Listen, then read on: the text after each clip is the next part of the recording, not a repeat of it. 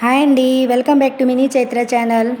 ఈరోజు మీకు నేను కాకరకాయ ఉల్లికారం ఏ విధంగా ప్రిపేర్ చేసుకోవాలి అనేది ఈ వీడియోలో చూపించబోతున్నానండి. అంతకంటే ముందు ఫస్ట్ టైం కనుక మీరు మా ఛానల్ని చూస్తున్నట్లయితే లైక్ చేయండి, షేర్ చేయండి, సబ్స్క్రైబ్ చేసుకోండి.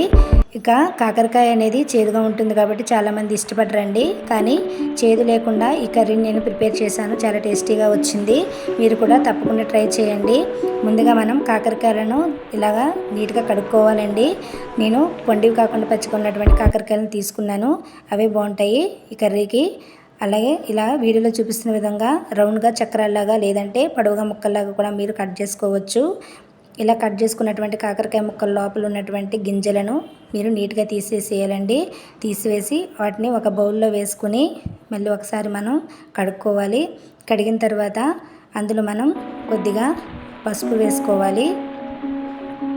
పసుపు వేసుకొని అలాగే కొద్దిగా ఉప్పు కూడా వేసుకొని చక్కగా కలుపుకొని మూత పెట్టి ఒక 5 మినిట్స్ పాటు మనం పక్కన పెట్టుకోవాలి.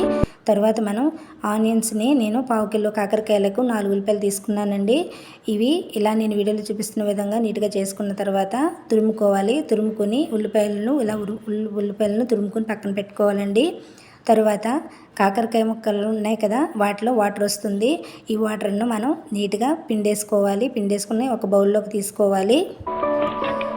ఇలా పిండేయడం వల్ల కాకరకాయలో ఉన్నటువంటి చేదు చాలా వరకు తగ్గుతుందండి.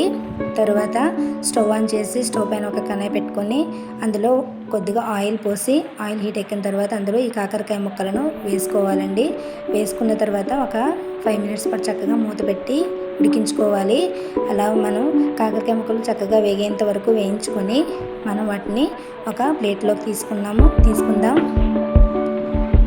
ప్లేట్లోకి తీసుకున్న తర్వాత అదే కడాయిలో ఇంకొంచెం ఆయిల్ పోసి కొన్ని పచ్చిమిరపకాయ ముక్కలు అలాగే తురుముకున్నటువంటి ఉల్లిపాయలు ఉన్నాయి కదా, ఉల్లిపాయ తురుమును కూడా మనం అందులో వేసేసి ఇంకొద్దిసేపు మగ్గబెట్టుకోవాలి.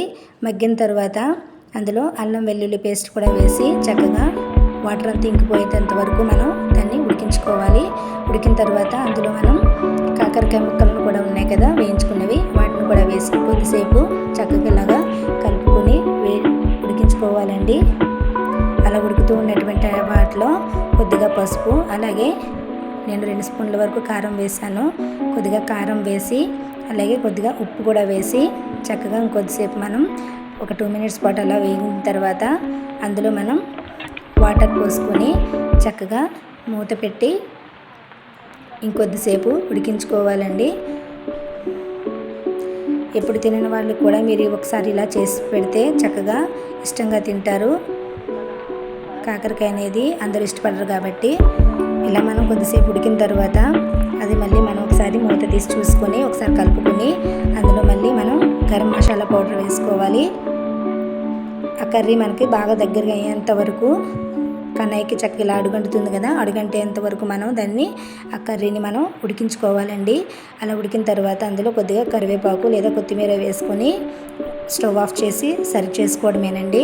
మీరు కూడా తప్పకుండా ట్రై చేయండి. థ్యాంక్ యూ ఫర్ వాచింగ్ అండి. సబ్స్క్రైబ్ చేసుకోండి. Thank you very much.